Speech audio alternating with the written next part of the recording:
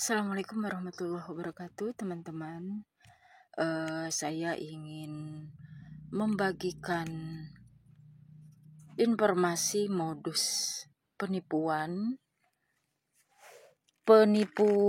dengan modus membeli tabung gas ya ukuran 3 kilo gitu ya, teman-teman ya. Di suatu siang datang orang ke toko saya. Ya, laki-laki rapi gitu ya, turun dari motor, dia bertanya, "Bu, gas berapa?" gitu. Saya yang berada di balik etalase, saya jawab, "Segini," gitu. "Satu deh, Bu," dia bilang gitu.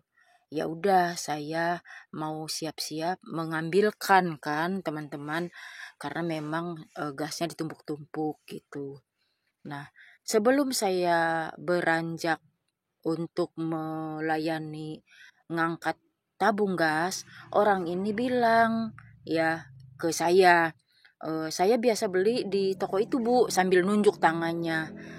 Dia tunjuk tempat yang nggak jauh dari toko saya. Dia bilang, "Oh," saya jawab gitu kan sambil terhenti langkah saya. "Oh gitu, iya, tapi dia lagi tutup," dia bilang gitu. Ya memang saya tahu toko itu kalau siang tutup gitu ya, toko yang nggak jauh dari tempat saya itu. Nah, karena dia bilang begitu, ya akhirnya saya agak gimana ya, gerakan untuk segera melayani, mengambilkan tabungnya itu menjadi posisi orang nanggapin ngomong gitu. Nah, sambil dia cerita seperti itu, dia sambung. Katanya dirinya itu jualan warung nasi Padang gitu. Dia tunjuk juga itu warung nasi Padang. Saya yang jualan nasi yang jualan warung Padang, Bu, dia bilang gitu. Dia tunjuk, "Ibu tahu kan?" dia bilang gitu. "Oh iya tahu," saya bilang gitu. Karena memang ada warung Padang yang saya kenal, saya juga pernah beli gitu. Ditambah lagi saya memang setiap hari bolak-balik ngantar jemput anak saya sekolah melewati warung Padang itu, gitu. Ketika saya menjelaskan bahwa saya tahu warung Padang itu nah itu saya jualan di situ, dia bilang gitu. "Sering banget, Bu, saya kehabisan gas," dia bilang gitu. "Cuman saya belum punya banyak cadangan gitu. Ini sekalian beli aja deh, Bu," dia bilang gitu. Tadinya saya mau beli satu ke langganan saya, udah beli. Tapi dia tutup gitu alasannya. "Oh iya boleh," saya jawab gitu kan. "Boleh, jadi mau berapa, Pak?" "3," dia bilang gitu. Tapi gimana ya, Bu, ini saya baru bawa uangnya untuk satu tabung gas," dia bilang gitu. Eee, "Boleh nggak kalau saya ini nih anak ibu ngantar ke saya," dia bilang gitu. "Saya bonceng," dia bilang gitu, "untuk megangin tabung gas sama sekalian ambil uangnya," dia bilang gitu. Nah, sebelum saya berpikir, ya entah mungkin saya yang lengah, entah mungkin ucapan dia yang mantap gitu ya. Saya hanya beranggapan ini orang langganannya toko gas sebelah sana gitu ya. Terus ini orang bidang usahanya eh, warung Padang sebelah yang mau ke arah sekolah anak saya gitu. Jadi saya hanya berpikir seperti itu. Ditambah lagi anak saya juga kan mau ikut, mau terima duitnya gitu. Saya ini mungkin jangan ditiru ya teman-teman. Cara saya ini bisa disebut jangan ditiru gitu. Apa yang sudah saya alami, ya jadikan pelajaran gitu. Jadi saya karena saya pada saat berbicara bincang-bincang itu saya merasa oke ya, tidak masalah gitu. Ya saya iyakan gitu. Bawa itu tabung gasnya 3 gitu kan. yang tadi bilang mau bayar 1, nanti aja deh Bu sekalian di sana, dia bilang gitu. Oh iya, karena memang posisi anak saya sudah ngikut gitu ya, lagi tata-tata di motor gitu. Udah.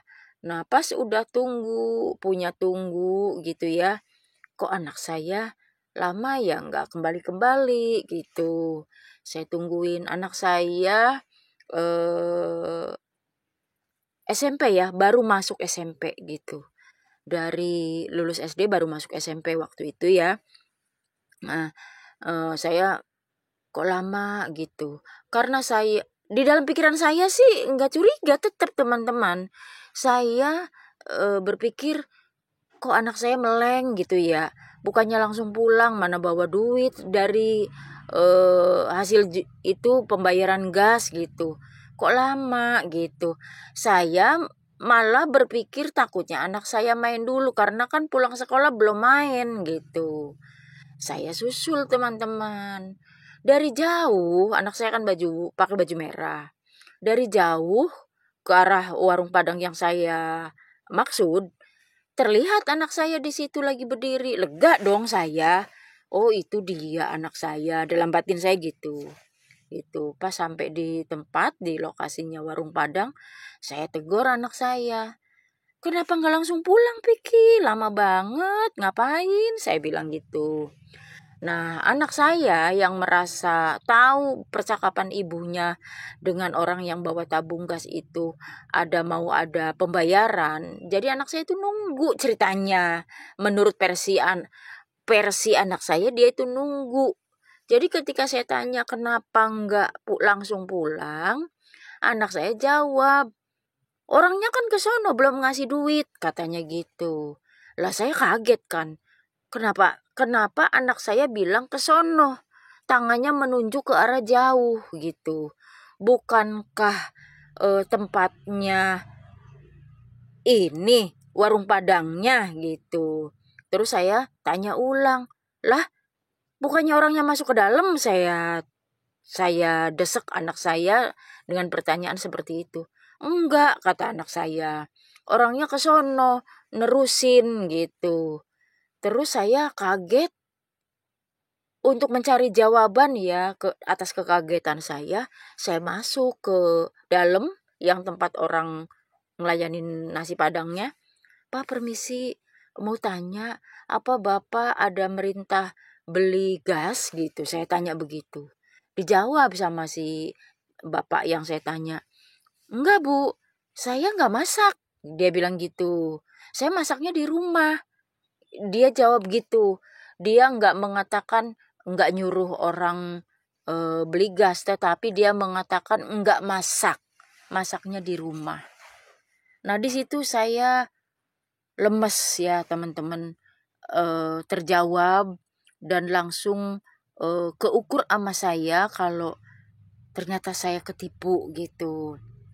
Jadi modus cerita yang katanya biasa berlangganan lah di toko gas deket saya, itu tuh modusnya aja gitu.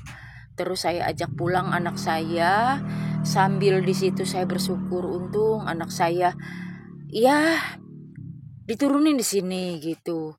Secara anak saya udah di atas motornya dia, udah berboncengan sama dia gitu ya. Di situ saya jantung berdebar, tegang gitu teman-teman ya. Antara inget gas sama rasa syukur karena anak saya baik-baik aja gitu. Sesampainya di rumah saya tanya anak saya, eh kok bisa? Dia ngomong apa sama kamu ketika kamu diturunin? Saya tanya begitu. Oh, anak saya jawabnya gini. Orang waktu belum nyampe warung Padang, dia berhenti gitu. Anak saya bilang, dia berhenti mengganti topi jadi helm, dia bilang gitu. Hah? Saya terkejut kan gitu. Berhentinya di mana? Dia tunjukin ancer-ancer pertengahan perjalanan gitu. Nah, di situ dia berhenti pakai helm. Sesampainya di tempat warung Padang, anak saya disuruh turun, tunggu aja ya katanya gitu. Nah gitu teman-teman, kronologi kenapa saya bisa, sampai kena kecolongan melepas tabung gas saya, yaitu rangkaian ceritanya seperti itu, teman-teman. Dan saya berharap dari video yang saya buat ini, betul-betul jadi pelajaran rekan-rekan yang jualan gas ya, yang jualan gas, eee, apapun jalan cerita yang disampaikan pembeli ya, nggak usahlah kita spekulasi percaya, nggak usah. Kalau memang mau niat beli ke kita, sini uangnya, ambil gasnya. Udah selesai begitu. Kalau memang dengan ada cerita ini itu, mendingan nggak usah. Gitu ya teman-teman. Saya penuh harap eh, cerita yang saya informasikan ini betul-betul jadi informasi yang bisa jadi patokan, bisa jadi tolok ukur. Kalau orang yang merancang, menipu bagaimana caranya dapat tabung-tabung gratis ya, tabung-tabung tipuan, bagaimana caranya itu memang jelas ada. Mungkin dia pekerjaannya bisa jadi seperti itu teman-teman, yang tabung gas 3 kilo. Dari tempat saya aja, istilahnya sekali nipu dia dapat segitu gitu. Mungkin lain hari dia entah merancang tipuan di daerah mana. Mungkin entah merancang, itu pikiran saya akhirnya berkembang ke arah sana teman-teman ya.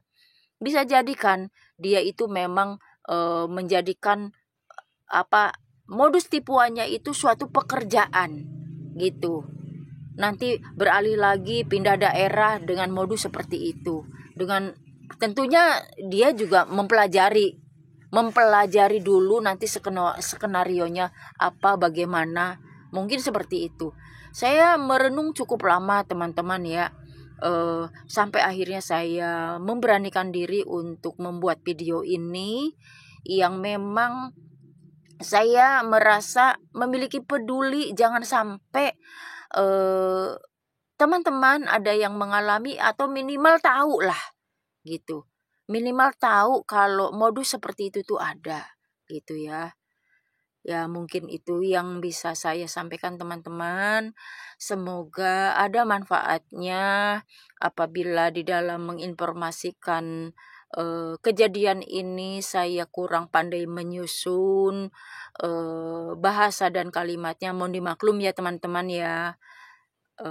Itu aja sih ya informasinya. Terima kasih sudah menyimak.